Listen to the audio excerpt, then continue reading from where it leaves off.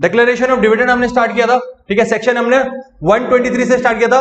क्या था? Sources of dividend का सबसेक्शन 1 था, ठीक है। हमने सबसे पहले देखा था कि फ्रॉम करंट ईयर प्रॉफिट और प्रीवियस ईयर प्रॉफिट्स, ठीक है। उसके बाद हमने देखा था मनी प्रोवाइडेड बाय सीजी और एसजी, और उसके बाद हमने देखा था आउट ऑफ द रिजर्व। ये तीन चीजें हमने देखी थी, ठीक है। इस तीनों में हमने कैलकुलेशन देख ली थी करंट ईयर प्रॉफिट से कैसे निकालते हैं, सीजीवीजी देख लिया था, सीजीएसजी दोनों आते हैं, अपना काम करते हैं, निकल लेते हैं, पैसे देते हैं, बोलो जी डिविडेंड दे दो। और आउट ऑफ रिजर्व भी हमने एक्यूमुलेशन में देखा था, ठीक है। उसके बाद हमने ट्रांसफर ऑफ रिजर्व की बात की थी कि हम पैसा कितना ट्रांसफर करते हैं रिजर्व में, जितना मैनेजमेंट चाहे, जितना बोर्ड चाहे, उतना हम ट्रांसफर करके चल सकते हैं, है ना। कोई फिक्स परसेंटेज होती है क्या? मैंडेटरी होता है? हमारी डिस्क्रिशन है, हम चाहें तो कर सकते हैं, ठीक है। आगे चले। उसके बाद हमने देखा था एक्यूमुलेटेड प्रॉफिट से, ठीक है, हम रूल 3 को फॉलो करके चलते हैं। हमने बात की थी कि रूल 3 के हिसाब से हम एक्यूमुलेटेड प्रॉफिट से डिविडेंड देके चलेंगे। हाँ, रूल 3 की कितनी बातें थी वो हम स्टेप्स में भी देखने वाले हैं। उसके बाद हमने बात आई गवर्नमेंट कंपनी पे ये अप्लाई नहीं होता रूल 3। गवर्नमेंट कंपनी जितना चाहे एक्यूमुलेटेड प्रॉफिट में से देके चल सकती है, ठीक है, ये बात की थी हमने, ठीक है। तो चले आगे चलते हैं। तो अब हम देख लेते हैं एक्यूमुलेटेड प्रॉफिट्स में से कितना देते हैं। हमने 5 स्टेप देखे थे। सबसे पहला स्टेप, स्टेप 1 क्या कहता है? पहले एवरेज निकालेंगे लास्ट 3 डिविडेंड्स का, जितना रेट हमने लास्ट 3 इयर्स में डिविडेंड दिया है उसका एवरेज निकालेंगे और पेड अप शेयर कैपिटल से मल्टीप्लाई कर देंगे तो एक अमाउंट आ जाएगा, ठीक है। हमने कहा रेट ऑफ डिविडेंड क्या होगा? Last 3 average into paid up share capital, ठीक है। स्टेप 2 में क्या बात की थी हमने? स्टेप 2 में अब आपको एक मेक श्योर करनी है एक चीज कि जो आप बैलेंस आपके पास होगा रिजर्व में वो कितना होना चाहिए। पहली बात, आप कितना विड्रॉ कर सकते हैं और बैलेंस। तो इसका पहला पॉइंट था कि हम मैक्सिमम विड्रॉ कितना कर सकते हैं? 10% of paid up share capital plus free reserve, ठीक है। और बैलेंस बचना कितना चाहिए? At least 15% of paid up share capital, और विच एवर इज लोअर, जो होगा हम वो आगे लेके चलेंगे, डिस्ट्रीब्यूट करने के लिए लेके चलेंगे, ठीक है, इसमें कोई डाउट। उसके बाद हमने बात की थी स्टेप 3 की। स्टेप 3 कहता है कि आप पहले लॉसेस भी चेक कर लो। आपने अमाउंट तो निकाल लिया, अब आप लॉस देख लो, करंट ईयर कितना लॉस है या फिर प्रीवियस ईयर आपके पास कोई लॉसेस पड़े हैं, ठीक है, तो उन दोनों को उठाओ। और स्टेप 4 में जो अमाउंट आपने डिस्ट्रीब्यूट करने के लिए निकाला है डिविडेंड का, उसमें से लेस कर दो, ठीक है, लेस कर दो। तो एक स्टेप 4 में आपके पास एक अमाउंट आ जाएगा, ठीक है। अब आपको कंपेयर करना है स्टेप 1 एंड स्टेप 4 का जो अमाउंट है, ठीक है, उसमें से जो लोअर होगा वो आप देके चलेंगे एज डिविडेंड। आई बात समझ में? कोई दिक्कत इसमें? शायद आपको दिक्कत आई थी ना क्या? लॉसेस, तो आप टोटल लॉसेस निकाल रहे हो कि अभी तक आपने लॉस बियर कितने कर रखे हैं जो आपने अभी तक सेट ऑफ नहीं किए। करंट ईयर लॉसेस मतलब प्रीवियस ईयर लॉसेस जिसका अभी तक आपने कुछ ट्रीटमेंट नहीं किया है, ठीक है, वो अमाउंट आपने एक ले लिया, तो आप उसको बोल सकते हैं लॉस अमाउंट हमारे पास अभी तक कितना एक्यूमुलेटेड पड़ा हुआ है। प्रीवियस ईयर लॉसेस अगर कुछ है जिसका आपने कोई ट्रीटमेंट नहीं किया है, ठीक है, जिसको आपने अभी तक सेट ऑफ नहीं किया करंट ईयर प्रॉफिट से, जब तक वो पड़ा हुआ है आपके पास अमाउंट जो आप लॉस बियर करके आ रहे हो, तो आप कहते हो आप जनता को देने से पहले, आप मेंबर्स को देने से पहले अपने खुद के लॉसेस तो बियर कर लो, ठीक है, इसलिए वो लेस करवा देते हैं हम अमाउंट, ठीक है। 4th पॉइंट का क्या कह रहे थे?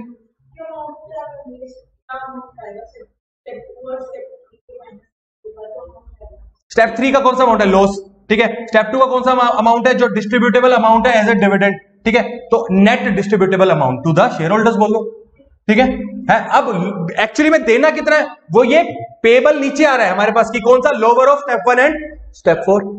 आई होप इतना क्लियर है अभी तक। चल रहे हैं आगे फिर हम।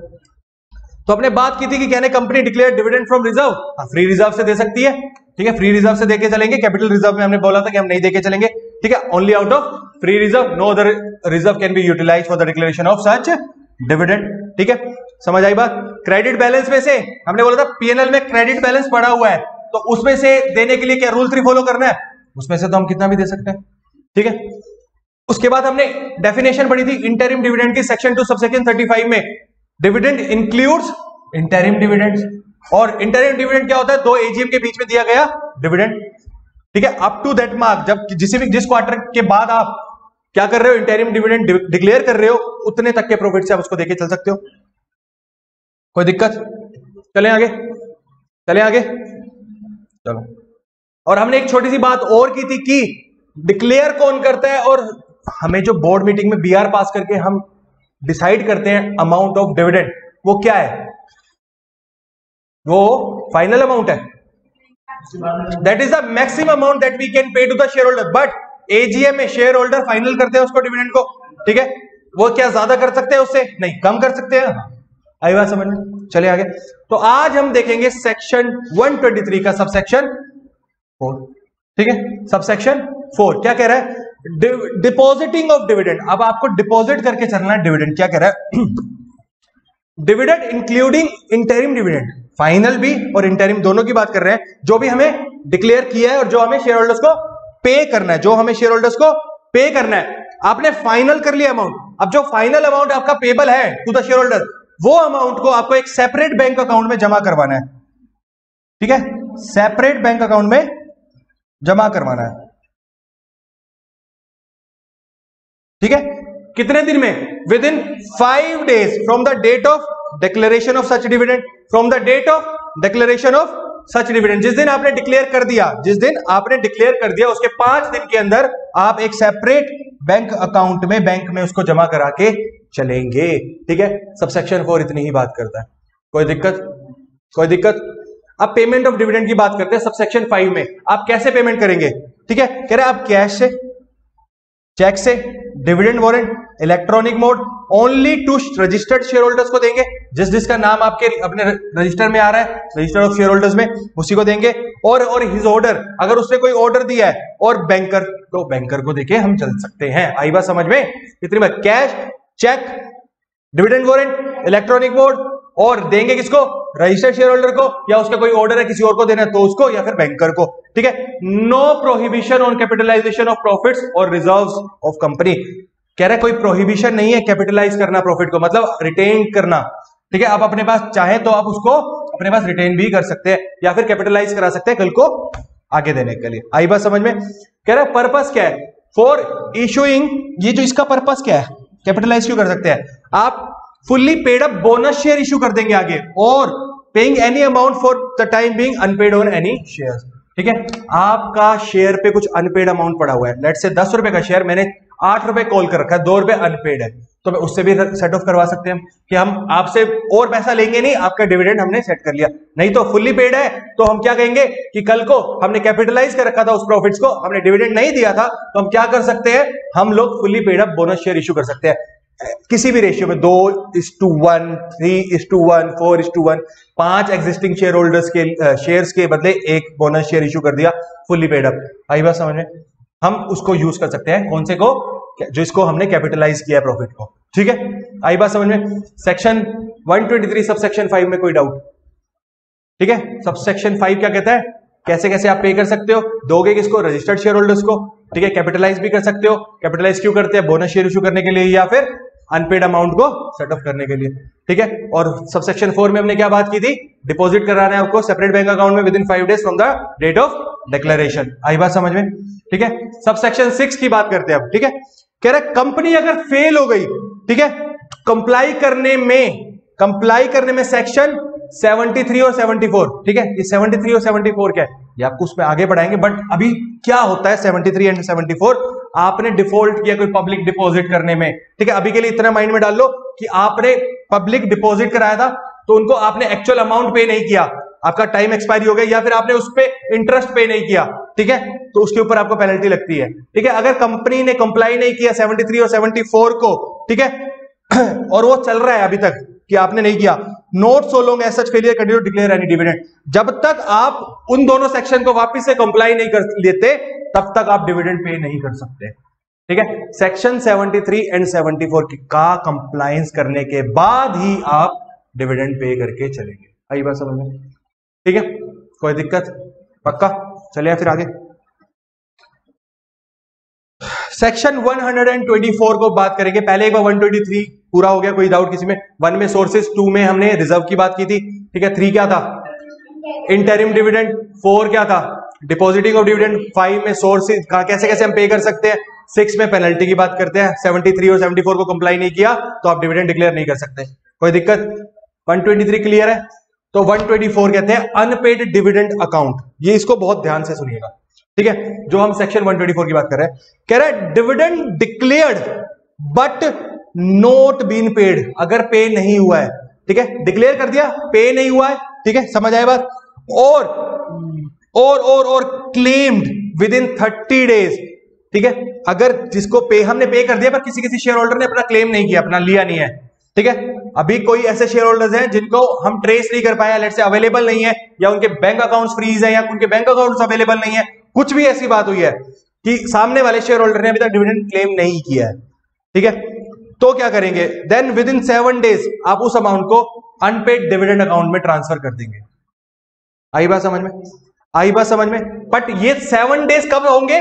30 डेज कंप्लीशन के बाद, डिक्लेरेशन से 30 डेज, उसके बाद 7 डेज, ठीक है। आई बात, एक इसके बाद मैंने आपके लिए एक चार्ट बनाया हुआ है जिसमें आपको सारी याद हो जाएगा, समझ आ जाएगा इजीली। एक बार सुन रहे हैं कहां से कितने कितने डेज आएंगे, इसका सम अप दिया हुआ है मैंने, ठीक है। उसके बाद कह रहा है अगर आपने यूडीए में ट्रांसफर कर दिया, ठीक है, उसके बाद कह रहा है within 90 days of making transfer to UDA, unpaid dividend account में ट्रांसफर करने के बाद 90 दिनों के अंदर क्या करना है, कंपनी एक प्रिपेयर करेगी स्टेटमेंट। कंपनी क्या प्रिपेयर करेगी? स्टेटमेंट ऑफ नेम, जो शेयर होल्डर के नाम है जिन्होंने क्लेम नहीं किया उनका नाम, लास्ट नोन एड्रेस, जो कंपनी के बाद उनके लास्ट रजिस्टर्ड एड्रेस पड़े हैं वो, ठीक है, वो, and amount of each person, ठीक है। एक शेयर होल्डर ए, एक बी, एक सी, उसके एड्रेस और उसका अमाउंट अनपेड कितना उसको डिविडेंड देना है, ठीक है, और कंपनी की वेबसाइट पे वो स्टेटमेंट डाल देगी 90 दिन के अंदर। आई बात समझ में कि भाई अपनी कंपनी ने लिस्ट बनाई, अनपेड शेयर होल्डर्स का नाम लिया, उनके एड्रेस लिए और उनका अमाउंट लिया और अपनी वेबसाइट पे डाल दिया, ठीक है, ठीक है, पक्का। चलें आगे। अब सुनो, अगर आपने कोई डिफॉल्ट किया, डिफॉल्ट मेड इन ट्रांसफर, ठीक है, कंपनी को इंटरेस्ट पे करना पड़ेगा at the rate 12% per annum, ठीक है, 12% पर एनम। ओके सुनो, कह रहा है money transfer to UDA which remains unpaid. अब वो यूडीए में पड़ा उसको हो गए हैं 7 साल, 7 साल तक कोई क्लेम करने ही नहीं आया, तो उस अमाउंट को आप ट्रांसफर कर दोगे आईईपीएफ में, investor education and protection fund के साथ, ठीक है। आई बात समझ में? यहां तक बात क्लियर है? कोई दिक्कत नहीं है। अभी तक हमने क्या पढ़ा? सबसे पहले 5 दिन, अभी तक हम टाइमलाइन देख लेते हैं। तो 5 दिन में शेड्यूल बैंक, 30 डेज में डिक्लेयर करने के बाद अगर क्लेम नहीं हुआ तो 7 दिन के अंदर यूडीए, ठीक है, उसके 90 दिन के अंदर स्टेटमेंट बनाई, उसके बाद अगर आपने डिफॉल्ट किया तो 12% का इंटरेस्ट देना पड़ेगा, और अगर 7 साल तक यूडीए में पैसा पड़ा तो आईईपीएफ में ट्रांसफर, ठीक है। आगे चलते हैं। कह रहा है share in respect of which dividend not paid और क्लेम्ड फॉर 7 साल, 7 ईयर, 7 कंसेक्यूटिव ईयर्स तक किसी ने क्या किया? डिविडेंड को क्लेम नहीं किया, ठीक है, ठीक है। उन शेयर्स के बारे में बात कर रहा है अब, ठीक है। अब जो शेयर होल्डर्स है उनके पास शेयर तो है ना, ठीक है, और मोर 7 साल या उससे ज्यादा शेयर ऑल्सो भी, वो शेयर भी ट्रांसफर हो जाएंगे आईईपीएफ में, कोल्ड, उसे बोल देंगे transmission of share. Share holder से उठ के वो ट्रांसफर कहां हो जाएंगे? Share to आईईपीएफ। आई बात समझ में? 7 साल के बाद, ठीक है। चलें आगे। कोई दिक्कत इसमें? कह रहा है एक note, in case any dividend is paid और claim for any year during those consecutive 7 year, किसी एक साल में भी अगर क्लेम कर लिया, ठीक है, देन शेयर ट्रांसफर नहीं होंगे। शेयर ट्रांसफर तभी होंगे जब लगातार 7 साल और उससे ज्यादा हमने क्लेम नहीं किया। अगर 7 में से एक भी साल क्लेम कर लिया तो ट्रांसफर नहीं होगा। आई बात समझ में? पेनल्टी लगेगी कंपनी ने अगर कंप्लायंस नहीं की तो 5 लाख रुपए के, ठीक है, से 25 लाख तक, और ऑफिसर पे 1 लाख से 5 लाख तक। आई बात समझ में? सेक्शन 124 कंप्लीट होता है। पूरा समअप कर लें एक बार 124 को दोबारा से। चलिए, सबसे पहले क्या कहता है, हमने डिविडेंड डिक्लेयर किया, 30 डेज के अंदर किसी ने क्लेम नहीं किया तो 7 डेज के अंदर ट्रांसफर कर देंगे यूडीए में, ठीक है। अब 30 डेज के बाद 90 डेज के अंदर हमें एक स्टेटमेंट बनानी है जो अपनी वेबसाइट पे डालनी है। उसमें क्या आएगा? Name of the unclaimed share holders, उनका लास्ट नोन एड्रेस और अमाउंट, ठीक है। उसके बाद कह रहा है अगर डिफॉल्ट किया ट्रांसफर करने में तो 12% का इंटरेस्ट देना पड़ेगा, ठीक है। उसके बाद कह रहा है कि 7 साल तक अनक्लेम रहा डिविडेंड तो वो आईईपीएफ में चला जाएगा, ठीक है। प्लस शेयर 7 साल तक कंसेक्यूटिवली उस पे अनक्लेम्ड रहे हैं डिविडेंड तो वो शेयर भी ट्रांसफर हो जाएंगे। बट किसी भी एक साल में अगर क्लेम कर लिया है तो शेयर ट्रांसफर नहीं होंगे। बट अगर कंपनी ने कोई भी provision of this section comply नहीं किया तो पेनल्टी लगेगी 5 लाख से 25 लाख और ऑफिसर्स पे 1 लाख से 5 लाख। कोई दिक्कत इस सेक्शन में? आईईपीएफ में ट्रांसफर हो जाएंगे, ठीक है। अब जो आईईपीएफ में चीजें जाती हैं वो कहां का यूज हो सकती है वो भी आप पढ़ेंगे अभी, ठीक है।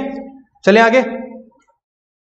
टाइमलाइन देख लो डिविडेंड की, मैंने पूरी बनाई हुई है, ठीक है। कहां पे कैसे, पहले यहां पे डिक्लेयर हुआ डिविडेंड, मैक्सिमम 5 डेज में क्या करना है हमें, 5 डेज में क्या करना है बताओ, 5 डेज में क्या करते हैं हम, शेड्यूल बैंक में ट्रांसफर करते हैं, ठीक है। उसके बाद क्या कहते हैं, डिविडेंड पेमेंट की डेट आ गई, ठीक है, विद इन 30 डेज में आपको डिविडेंड पे कर देना है, देख रहे हो ऊपर 30 डेज, ठीक है। उसके बाद ठीक है 7 दिन के अंदर आपको क्या करना है, यूडीए में डालना है, ठीक है। अगर यूडीए में ट्रांसफर नहीं करते हो तो 12% का इंटरेस्ट प्लस 30 डेज में पेमेंट नहीं करते हो तो आपको 18% का इंटरेस्ट लगेगा पर एनम, ठीक है। अब यहां से 7 दिन खत्म होने के बाद 90 दिन स्टार्ट होते हैं आपको क्या करने के लिए, स्टेटमेंट बनाने के लिए, ठीक है। और 7 साल का टोटल पीरियड है, जब आप क्लेम नहीं करते हो तो आईईपीएफ में चला जाता है। इसमें देख लो कोई डाउट हो तो बताओ। जब डिक्लेयर करने के बाद पे नहीं किया, ठीक है, और 12% तब है जब यूडीए में ट्रांसफर नहीं करा, ठीक है। आई बात समझ में, कौन सी कंपनी ने कंप्लाई नहीं किया कोई भी प्रोविजन ट्रांसफर करने में, या 7 साल वाला वो कोई भी प्रोविजन 124 का कंप्लाई नहीं किया तो, ठीक है। आई बात समझ में, कोई दिक्कत, नोट करना है, सारा नोट करना है, चलो नोट करो फिर।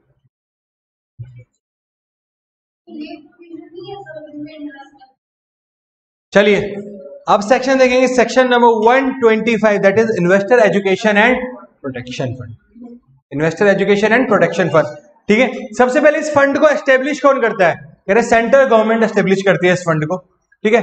इसमें सोर्सेज कहां से आएंगे, मतलब सोर्सेज ऑफ फंड, मतलब क्रेडिट्स कहां से आएंगे वो देखते हैं सबसे पहले, फिर यूटिलाइजेशन देखेंगे। पहले क्रेडिट्स ऑफ फंड देखें, फंड में सबसे पहला पैसा कहां आएगा, एक ऑलरेडी आप पढ़ के आए हो, यूडीए से आएगा, वन इज यूडीए, यूडीए में पैसा जो आएगा उसके बाद वो ट्रांसफर हो जाता है आईईपीएफ में आफ्टर 7 ईयर्स, ठीक है। अब कोई ऐसा पैसा जो पड़ा हुआ था कंपनीज एक्ट 1956 के आईईपीएफ अकाउंट में, वो यहां ट्रांसफर हो जाएगा। जब एक्ट चेंज हुआ तो ये थोड़ा ना कि फंड डिमोलिश हो जाएगा, फंड तो वही रहेगा, वो पैसा 2013 में ट्रांसफर हो जाएगा एक्ट में, ठीक है। कह रहे amount in general revenue account of CG, जो सीजी का जनरल रिवेन्यू अकाउंट है, ठीक है, वो जो बनता था सीए 1956, कंपनीज एक्ट 1956 से, मतलब उस एक्ट में जहां जहां फंड्स होते थे, ठीक है, ऑन द नेम ऑफ आईईपीएफ, वो उठा के यहां डाल देंगे, ठीक है। आई बात समझ में। उसके बाद कह रहे following amounts remaining unpaid for 7 year, अगर ये वाले अमाउंट 7 साल तक अनपेड रहे हैं तो वो भी आईईपीएफ में आ जाएंगे। सबसे पहले बात करता है मैच्योर डिपॉजिट्स, ठीक है। मैच्योर डिपॉजिट्स, आपने डिपॉजिट लिए, वो मैच्योर हो गए, सामने वाले ने क्लेम नहीं किया, अनपेड रहे 7 ईयर्स तक, तो आईईपीएफ में, ठीक है। डिबेंचर्स, मैच्योर डिबेंचर्स, ठीक है, वो भी चले जाएंगे। कह रहे preference share due for redemption, ठीक है, रिडीमेबल प्रेफरेंस शेयर थे, रिडेम्पशन के लिए ड्यू हो गए, सामने वाले ने क्लेम ही नहीं किया, 7 साल तक चले जाएंगे। Application money due for refund, ठीक है, जो पैसा एप्लीकेशन मनी में आपने लिया था आपको वापस करना है, कुछ शेयर होल्डर को शेयर अलॉट नहीं हुआ, आपको वापस करना है, जब तक वापस नहीं करते तब तक आप इसमें ट्रांसफर कर देंगे, ठीक है। Sale proceeds of fractional share, कुछ शेयर जो आईईपीएफ में आए थे, ठीक है, उसको हमने सेल भी कर दिया, तो वो उसका पैसा इसके अंदर आ जाएगा। आई बात समझ में।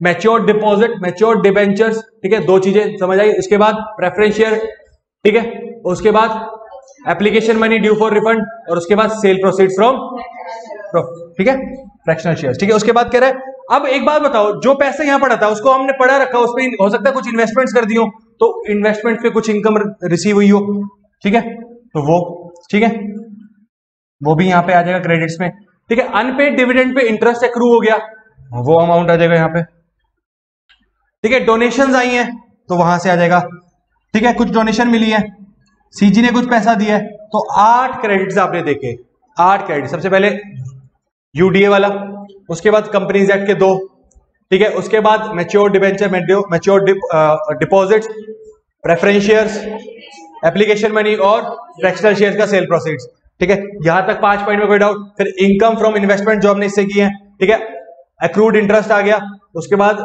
डोनेशंस आ गई और ग्रांट्स आ गए। आई बात समझ में। क्रेडिट्स में कोई दिक्कत, क्रेडिट्स में कोई दिक्कत नहीं है। चले आगे फिर। उसके बाद कहता है यूटिलाइजेशन ऑफ फंड। अब इस पैसे को हम आईईपीएफ का जो पैसा है वो कहां कहां यूज कर सकते हैं। हाँ, सबसे पहले कह रहे हैं अनपेड डिविडेंड, कुछ डिविडेंड नहीं दिया तो आप इसमें से दे सकते हो, ठीक है। मैच्योर डिपॉजिट, ठीक है, आपने पैसा लिया था मैच्योर डिपॉजिट का तो देंगे भी वापस, ठीक है, 1 2, फिर डिवेंचर्स का, ठीक है। Application money due for refund, वही वाले जो 7 थे आप देख रहे हो, ठीक है, वो 3 उसमें से निकाल दिए हमने, ठीक है। उसके बाद कह रहा है interest on any of the above, इनके साथ हमें अब इनको वापस देना, तो कुछ इंटरेस्ट अमाउंट के साथ देना है तो वो भी दे देंगे हम, ठीक है। कह रहा है अब आईईपीएफ क्या है, investor education and protection fund, उसके लिए कुछ अवेयरनेस प्रोग्राम चलाए हमने, ठीक है, एजुकेशन के लिए, तो वहां पे खर्चा हुआ होगा एडवर्टीजमेंट वगैरह पे, उसमें दे दिया। कह रहा है उसके बाद कह रहा है distribution of disgorged amount among eligible and identifiable person, ये क्या होता है ये बताओ।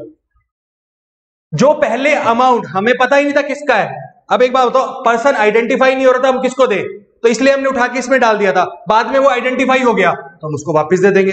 आई बात समझ में, पक्की बात है, कोई डाउट। उसके बाद कह रहे हैं कुछ क्लास एक्शन सूट्स फाइल किए हमने, हाँ, कुछ क्लास एक्शन सूट्स क्या होते हैं, सब लोगों का एक ही सूट फाइल करना, मतलब लेट से मेरा एक जो प्रॉब्लम था वो आप सबका भी एक प्रॉब्लम है, ठीक है, हम लोगों ने अलग अलग कोर्ट में ना जाके तो सबका एक इन्वेस्टर्स, हम सब लोग इन्वेस्टर है, लेट से हमारा डिस्प्यूट है कंपनी से रिगार्डिंग, तो मैं अलग नहीं जा रहा, आप अलग नहीं जा रहे, हम लोग सब मिलके कंपनी के पास जा रहे हैं, तो उसके लिए कोई, ठीक है। उसके बाद कोई और प्रिस्क्राइब्ड अमाउंट भी हो सकता है तो वो देख लेंगे, ठीक है, मेन आर्ट, ठीक है, आई बात समझ में, यहां तक कोई दिक्कत। आपको नॉर्मल 6-7 पॉइंट तो याद करके चलने ही चलने हैं, ठीक है, चलें आगे। उसके बाद कह रहा है any person may file an application to claim any amount transfer to fund from authority, ठीक है। अब कोई पर्सन जिसका पैसा पड़ा हुआ है आईईपीएफ अकाउंट में, तो वो एप्लीकेशन फाइल कर सकता है कि मेरा पैसा मुझे दे दो, किसको देगा, अथॉरिटी को देगा। अथॉरिटी में कौन कौन होगा देखते हैं, सीजी बनाएगी इस अथॉरिटी को, उसमें एक चेयरमैन होगा, 7 मेंबर्स होंगे और एक सीईओ होगा, ठीक है, टोटल 9 मेंबर्स मैक्स, ठीक है, आई बात समझ में, ठीक है। हमें कोई पैसा चाहिए फंड से, ठीक है, तो हम सीजी के द्वारा जो बनाई गई है अथॉरिटी, उस पर एप्लीकेशन देंगे।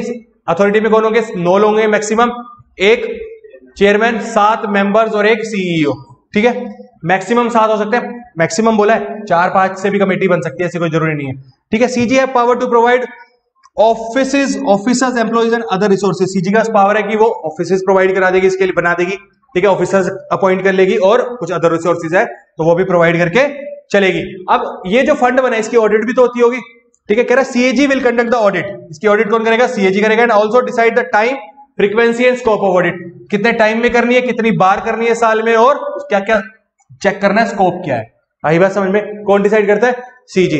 कह रहा है ऑडिटेड अकाउंट जब ऑडिट हो चुका है, and audit report shall forward by authority to CG, अब सीजी ने बनाया अथॉरिटी की ऑडिट हो गई है, तो अब इसको कहां जाएंगे, हम सीजी के पास लेके जाएंगे, ठीक है, एनुअली, और जब भी सीजी मांगेगा तब, और ऑन डिमांड, ठीक है, एनुअली तो जाना ही जाना है, सीजी ने पहले मांगा तो पहले भी दे सकते हैं, आई बात समझ में।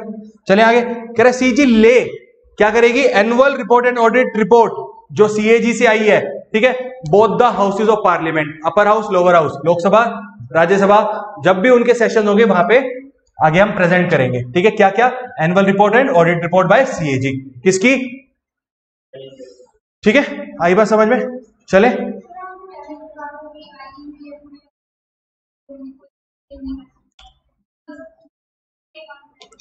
अगर पर्सन देखो, मैंने बोला 7 साल तक मैं कोई ऐसी मिलेट से मैं कोमा में था, ओह माय गॉड, मैं नहीं, मतलब कोई और था, ठीक है, कोई कोमा में था, 7 साल तक वो क्लेम नहीं कर पाया, उसके पास जेन्युइन कॉज है ना क्लेम करने का, तो सीजी अथॉरिटी बनाई किस लिए गई है, उन्हीं लोगों के लिए बनाई गई ना, ऐसा थोड़ा कि हर बंदा आके ले जाएगा, जिनका जेन्युइन कॉज था वो नहीं क्लेम कर पाए, आउट ऑफ इंडिया थे, अकाउंट्स फ्रीज थे, जो भी थे किसी रीजन से, अब आओ और ले जाओ, ठीक है, जेन्युइन कॉज होना चाहिए ना ऑब्वियसली। चले आगे, पक्का, कोई दिक्कत, कोई दिक्कत, चले फिर आगे, चलो सेक्शन 126 की बात करेंगे। सेक्शन 126 क्या कहता है, कह रहा है dividend etcetera to be held in abeyance, abeyance क्या होता है पहले समझते हैं, सुनिएगा, पहले सुन लो फिर समझना और फिर समझ आ जाएगा। लेट्स से क्या हुआ, मैंने अपने शेयर ट्रांसफर किए, आज ट्रांसफर डीड बन गई, कंपनी को मैंने इंटीमेट कर दिया, ठीक है, बट जो ट्रांसफर रजिस्टर्ड नहीं हुआ नए शेयर होल्डर पे, हाँ, वो एक्चुअल शेयर जो था वो रजिस्टर्ड नहीं हुआ, किस पे, नए शेयर होल्डर पे, और उस टाइम में डिक्लेयर हो गया डिविडेंड, तो क्या करेंगे,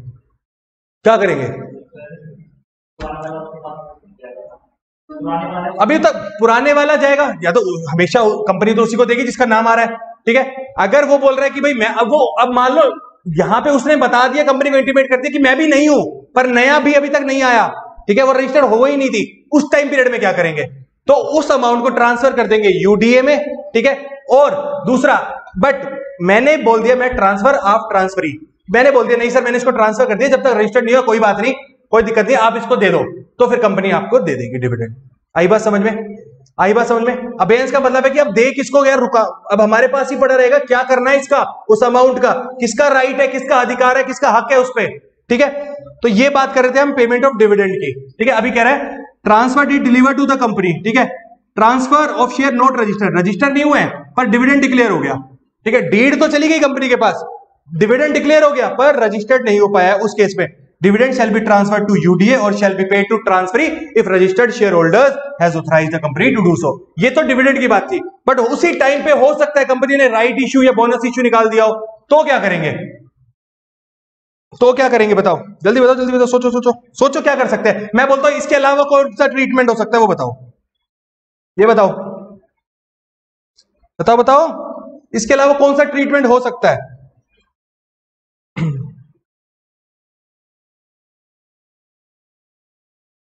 बताओ।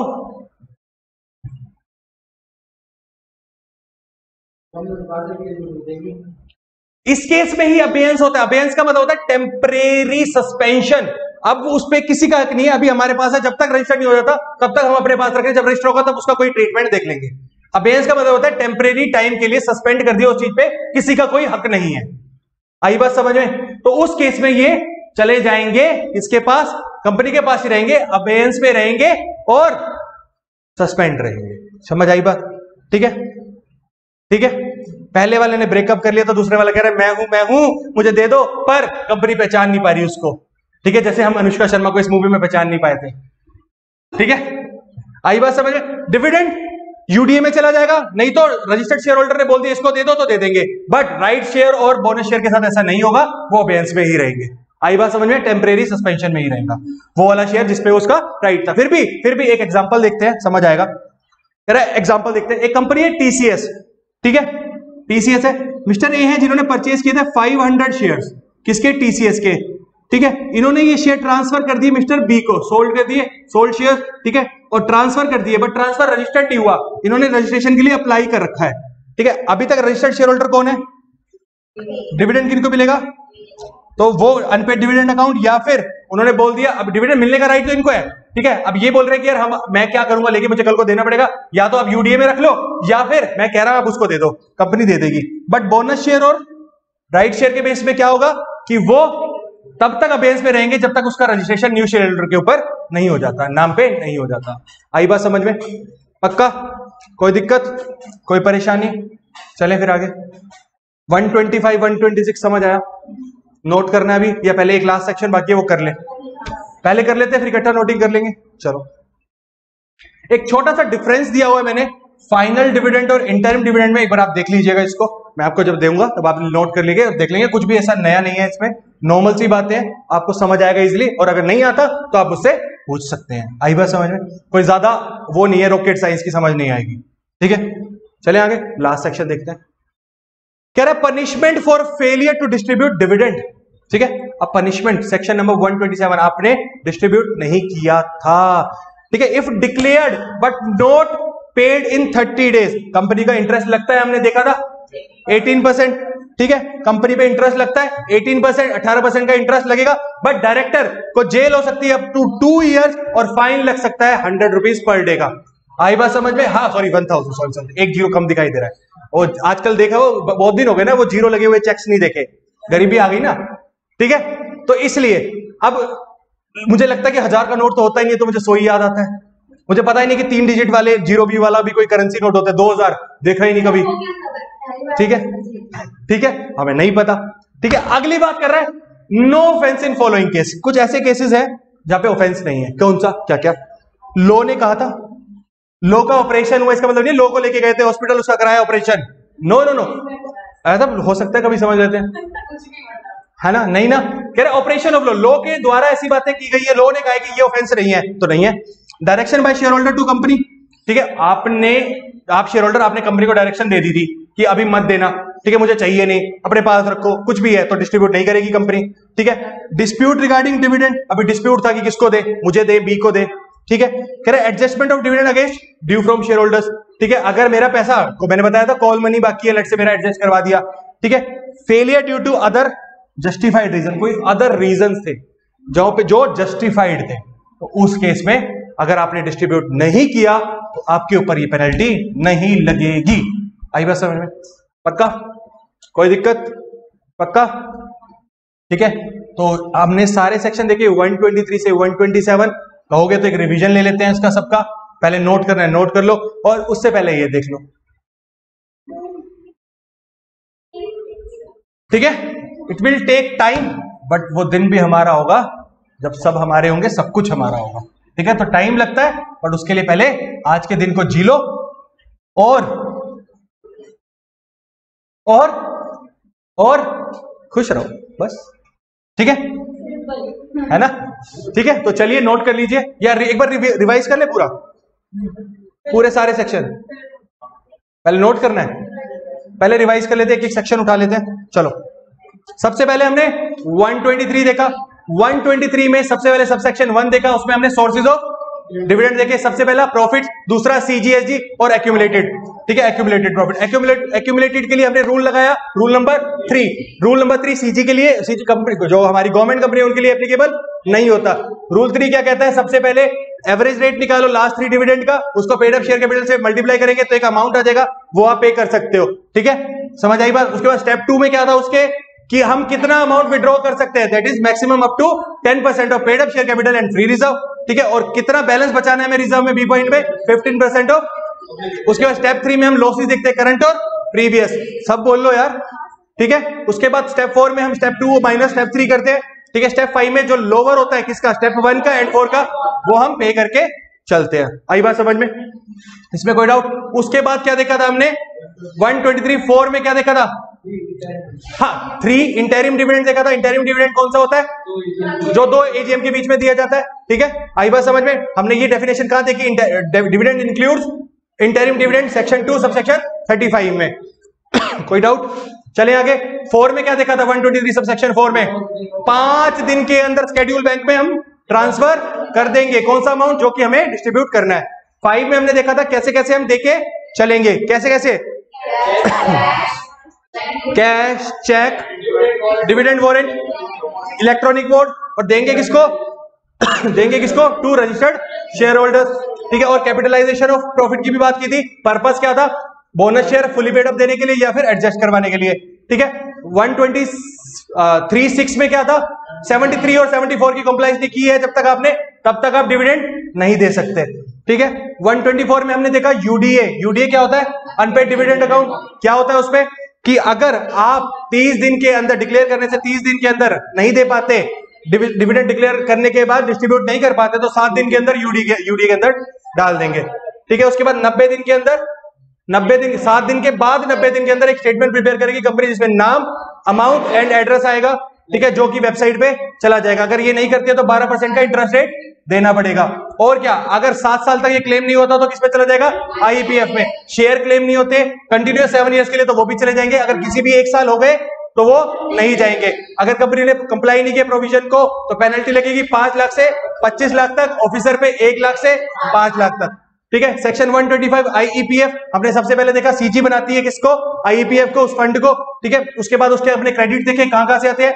यूडीए से आते हैं, यूडीए से, और आईईपीएफ का पुराना 1956 वाला सीजी का रिवेन्यू अकाउंट, वहां से मैच्योर डिपॉजिट, मैच्योर डिबेंचर, उसके बाद preference share, application money, share का हमने बेच दिए। उसके बाद इन्वेस्टमेंट, ठीक है, जो इन्वेस्टमेंट की थी हमने उस अमाउंट से, तो उस पे आ गया। उसके बाद इंटरेस्ट एक्रूड आ गया। उसके बाद ग्रांट्स और डोनेशन, ये सारे क्रेडिट से यूटिलाइज हम कहां कर सकते हैं? सबसे पहले तो अनपेड डिविडेंड के लिए यूज कर सकते हैं, डिपॉजिट्स के लिए, डिबेंचर्स के लिए, एप्लीकेशन मनी के लिए, और इंटरेस्ट देना हो हमने जो इन सब पे ऊपर। उसके अलावा और अवेयरनेस, जो हमने एडवर्टीजमेंट करनी है, इन्वेस्टर एजुकेशन किस लिए है? ठीक है, हमने अवेयरनेस करनी है प्रोटेक्शन के लिए, तभी तो बताएंगे। कुछ हमने बुकलेट्स निकाली, कुछ हमने सेमिनार्स कराए, जो भी है उसके एक्सपेंसेस होंगे कहां से देंगे? आईईपीएफ से देंगे। और कोई डिस्गोज पर्सन जो आइडेंटिफाई नहीं था, उसके बाद में आइडेंटिफाई हुआ, वो अमाउंट उसको उठा के तब दे देंगे। और एक लास्ट पॉइंट था, legal expenses class action suit under section 37 और 245, ठीक है, वो, और एनी प्रिस्क्राइब्ड अमाउंट, ठीक है। उसके बाद अगर किसी पर्सन ने क्लेम नहीं किया था, वो सीजी के पास, सीजी की बनाई गई अथॉरिटी के पास जा सकता है और क्लेम कर सकता है। अथॉरिटी में कौन कौन होता है? एक चेयरमैन, मैक्सिमम 7 मेंबर और एक सीईओ। उसके अलावा ऑडिट कौन करेगा उसकी? सीएजी ऑडिट करेगा। सीएजी ऑडिट करेगा कब कब कर सकता है? जितने बार वो चाहे उतना कर सकता है। एनुअली तो होनी है। फ्रीक्वेंसी वो डिसाइड कर सकता है, स्कोप वो डिसाइड करेगा, ठीक है। वो जो ऑडिट रिपोर्ट होगी और एनुअल अकाउंट होंगे वो किसके पास जाएंगे? सीजी के पास जाएंगे। सीजी, ठीक है, प्रेजेंट करेगा उसको both the houses of Parliament. आई बात समझ में? उसके बाद हमने सेक्शन 126 देखा था, डिविडेंड एक्सेट्रा। एक्सेट्रा का मतलब था राइट शेयर और बोनस शेयर भी इसमें आ रहे हैं, to be kept in abeyance. Abeyance में कब रखते हैं? सिर्फ बोनस शेयर और राइट शेयर को रखेंगे जब तक ट्रांसफर नहीं हो जाता, वो अबेयंस में रहेगा। बट डिविडेंड हम दे सकते हैं अगर रजिस्टर्ड शेयर होल्डर ने बोल दिया ट्रांसफर को दे दो, नहीं तो यूडीए में, ठीक है। उसके बाद 127 हमने पनिशमेंट की बात की थी। पनिशमेंट 18% कंपनी पे इंटरेस्ट रेट लगेगा, ठीक है। कब लगेगा? जब 30 डेज के अंदर डिक्लेयर करने के बाद पे नहीं किया। और ऑफिसर के ऊपर जेल हो सकती है मैक्सिमम 2 इयर्स की और 1000 रुपीज पर डे की पेनल्टी, ठीक है। आई बात समझ में? और किस किस केस में हम बोलते हैं कि पेनल्टीज ये ऑफेंस नहीं है कंपनी का? जब ऑपरेशन ऑफ लॉ, उसके बाद हमने डायरेक्शन दी थी कि हमें नहीं चाहिए, ठीक है। उसके बाद डिस्प्यूट है, अभी तक रजिस्टर्ड शेयर होल्डर का पता नहीं है। उसके बाद एडजस्टमेंट करवा दी हमने, हमारा अनपेड अमाउंट बाकी था। लास्ट कोई फेलियर, ठीक है, जो जस्टिफाइड रीजंस के साथ था। आई होप क्लियर होगा। सारे सेक्शंस क्लियर है, पूरा चैप्टर क्लियर है, ठीक है, समझ आया? पक्का?